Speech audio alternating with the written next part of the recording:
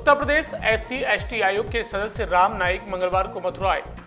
मथुरा दौरे के दौरान एससी एसटी आयोग के लोगों से जुड़े मामलों की समीक्षा की। इस दौरान न्यू न्यूज से हुई खास बातचीत में उन्होंने कहा कि मथुरा में जयसिंहपुरा स्थित उदासीन आश्रम की जमीन पर अवैध कब्जा किया गया है। इस दौरान उन्होंने प्रशासन से अवैध कब्जे को तत्काल हटाए जाने को कहा। इस वक्त हमारे साथ मौजूद हैं उत्तर प्रदेश एससी एसटी आयोग के सदस्य ओम प्रकाश नाइक साहब, जो आज मथुरा आए हैं। मथुरा आगमन पर क्या कुछ इनका दौरा है और एससी एसटी जो कास्ट है उससे संबंधित क्या कुछ सरकार की पॉलिसीज़ हैं, उन तमाम मुद्दों पर हम बात करेंगे। सर, मथुरा में बहुत बहुत स्वागत, आप मथुरा आए। क्या कुछ सरकार की नीतियां हैं और किन नीतियों को लेकर आप आगे बढ़ रहे हैं? देखिए, हमारी सरकार की पॉलिसी सबका साथ सबका विकास, हमको साथ सबको साथ लेकर चल रहे हैं और सबके विकास के हित में काम कर रहे हैं।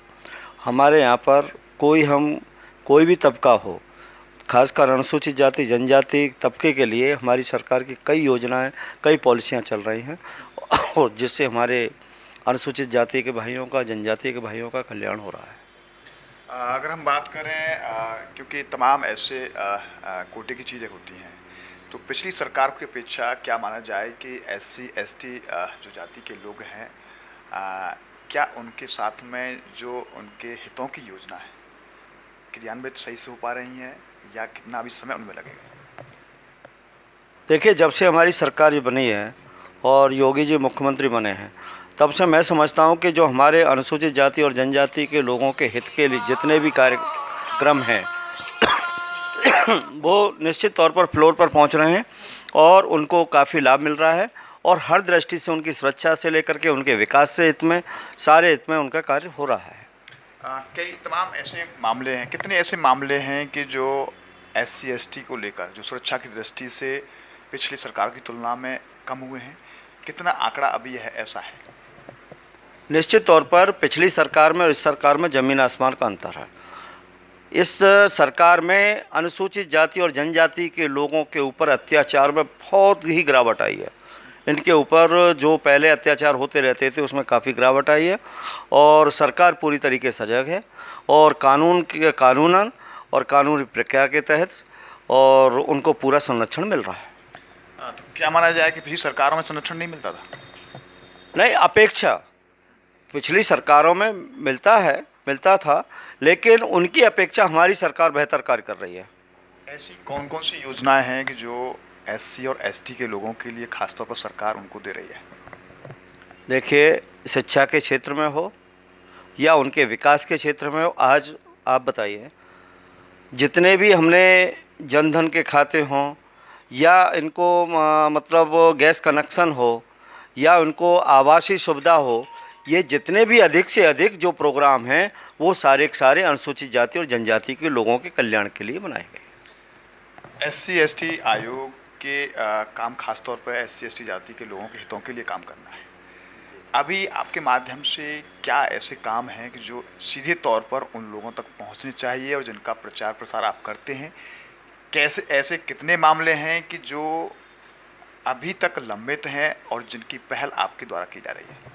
नहीं, देखिए, जो अनुसूचित जाति और जनजाति के ऊपर जो अत्याचार होता है, चाहे रेप केस हो या मर्डर केस हो या अन्य तरीके किसी मतलब कोई केस हो, हमारा सीधे जो उनको अनुदान से संबंधित मामला है वो सभी समाज कल्याण अधिकारी को निर्देशित कर दिया गया है कि जैसे ही एफआईआर होती है और एफआईआर के मतलब जो है ना, तुरंत बाद उनको जहाँ किसी उसमें 50% का है, किसी में 25% का, और एफआईआर के समय ही तुरंत उनको उतनी धनराशि उनको मुहैया करा दी जाए। ये हमारी सरकार का फैसला है। सीधे तौर पर सरकार ने ऐसी कोई गाइडलाइन या ऐसी कोई सेवा सीधे तौर पर चालू की है कि जो भी अगर एससी एसटी का कोई व्यक्ति पीड़ित है वो सीधे तौर पर जाके सरकार के इन प्रतिनिधियों से मिल सकता है? जी हाँ, अगर हमारे आयोग के संज्ञान में आता है किसी अनुसूचित जाति और जनजाति के ऊपर कोई अत्याचार हुआ है तो आयोग उसका तत्काल संज्ञान लेता है और वहाँ पर हमारी टीम जाती है और वहाँ के अधिकारियों से मिलकर के उसका तत्काल निवारण कराने की कोशिश करती है। ऐसे कितने मामले हैं अभी तक जो सीधे तौर पर आयोग उनकी मॉनिटरिंग कर रहा है और कितने संज्ञान में आ पाते हैं, या फिर ऐसे जिला प्रशासन को सीधे तौर पर आयोग उनकी मॉनिटरिंग के लिए निर्देशित करता है? कोई रेयर केस में कोई केसेज ऐसे होते हैं जिसको जिला स्तर पर उसका संज्ञान नहीं लिया जाता। जो संज्ञान जिला स्तर पर नहीं लिया जाता है तो जब वो आयोग के या सरकार की नज़र में आता है तो आयोग उसका तत्काल संज्ञान लेता है। वैसे जिला स्तर पर ही काफ़ी केसेज का निस्तारण हो जाता है। क्या कुछ आप पब्लिकली यहाँ आने पर ये मैसेज देना चाहेंगे कि SC/ST के लोग सीधे तौर पर आयोग से किस माध्यम से जुड़ सकते हैं और किन समस्याओं से संबंधित वो आपसे सीधे जुड़ें? अनुसूचित जाति जनजाति के लोगों पर अगर किसी की भूमि पर कोई ज़बरदस्ती नाजायज़ कब्जा करना चाहता है, कोई उनको सताना चाहता है, कोई सता रहा है, या महिला के ऊपर कोई अत्याचार कर रहा है, या किसी उस पर जो है ना, उसमें भी हमने एक तय किया है कि पहले फर्जी केसेस बहुत होते थे। SC/ST का जो एक्ट था उसमें लोगों ने गलत तरीके से 2 SC के लोगों को अन्य जाति के लोग उनको आपस में ही भिड़ा करके एक दूसरे पर केस कराते थे, और एक दूसरे को बढ़ा करके एक दूसरा आदमी हाई कास्ट पर एक दूसरा केस कराता था। लेकिन उसमें हमने काफ़ी अंकुश लगाया है। जो सही हो, जो सही होगा वही होगा, नाजायज़ किसी को फंसाया नहीं जाएगा, और सबको जो अगर सताया हुआ है उसको न्याय मिलेगा। क्या मानते हैं कि इस सरकार में जो SC/ST के जो केसेस होते थे कि उन जो एक्चुअल केसेस और फर्जी केसेस में कमी आई है, कि जो फर्जी केस जो पहले दर्ज होते थे उनमें कमी आई है? निश्चित तौर पर पुराने अपेक्षा इस सरकार में फर्जी केसों में काफ़ी सुधार हुआ है। इस समय फर्जी केसेज, हमारे चेयरमैन भी कई जगह गए जहाँ पाया कि वही फर्जी केसेस कर दिए, और उन्होंने फर्जी केस करके और जो मतलब सरकार द्वारा निहित उसमें उतना मुआवजा है, तो कई केसों में वो मुआवजा वापस कराया गया कि फ़र्जी केस करके उन्होंने पैसा ले लिया। जब आयोग के संज्ञान में आया, आयोग ने उसको देखा तो उन पर पैसे वापस हुए और उनके खिलाफ़ कार्रवाई का भी अनुमोदित किया कि भाई इनके खिलाफ़ कार्रवाई हो। अंतिम सवाल मेरा यह है कि पब्लिकली आप जो मथुरा में आए हैं और SC/ST आयोग के सदस्य के रूप में क्या कुछ मैसेज उन लोगों से आप कहना SC/ST को बिलोंग करते हैं? नहीं, SC/ST को बिलोंग करते हैं उनके लिए तो यह है कि अगर उनके निवारण के लिए सरकार पूरी तरीके से तत्पर है और उनको किसी तरीके से घबराने की, हताश होने की आवश्यकता नहीं है। सरकार उनके साथ है। दूसरा, मैं एक चैनल के माध्यम से कहना चाहूँगा, आज मेरा आने का प्रायोजन जो था, मथुरा में एक उदासीन आश्रम है जयसिंहपुरा में, और जयसिंहपुरा उदासीन आश्रम बंजारा समाज की ये 400-500 साल पुरानी धरोहर है। यहाँ पर श्रीचंद महाराज जी ने यहाँ पर तप किया था। तब से ये तपोभूमि बंजारा समाज की और बंजारा समाज का इस पर आधिपत्य रहा है। उसके साथ साथ यहाँ पर पहले हमारे महाराज जी बाबा चंद्रमा दास जी थे, और इस आश्रम का मैं 90 से आज तक भी सेक्रेटरी हूँ। लेकिन महाराज जी से गलत तरीके से इन लोगों ने, वहाँ पर एक रावत अपना स्कूल चलाता है, महाराज जी को इमोशनली अपने फेवर में लेकर के श्रीचंद महाराज जी का नाम लेकर के मैं महाराज जी यहाँ पर ये स्कूल चला रहा हूँ और आपका ये अधिपत्य होगा। उन्होंने महाराज जी को गुमराह करके उसमें स्कूल बनाया, और स्कूल बनाने के साथ साथ उस स्कूल के माध्यम से पूरी ज़मीन पर अपना कब्जा करना चाहता है, और जो भी महंत वहाँ पर पूजा करने के लिए जाता है तो उस महंत को डरा धमका करके वहाँ से भगाने की कोशिश होती है। इसी प्रकार अभी पिछले 2-3-4 दिन पहले एक पन्नालाल महंत था, उसका अपहरण करके उसको गायब कर दिया गया है, उसका आज तक कोई पता नहीं है। तो आज मैं जब मथुरा में आया था तो मैंने SP क्राइम को, CO को, और आपके जहाँ हाईवे पर थाना हाईवे में रिपोर्ट दर्ज करी थी हाईवे के SO को, और आपके जो गोविंदपुरी जो थाना लगता है उनके SO को बुलाया था। उसकी मैंने समीक्षा की, और समीक्षा करने के बाद में मैंने और सभी अधिकारी हमने पूरा उसका निरीक्षण किया आश्रम का, तो पाया जगह जगह उसने हर तरीके से, हर एंगल से पूरे आश्रम पर कब्जा करने की कोशिश की है। प्रशासन क्या कर रहा है?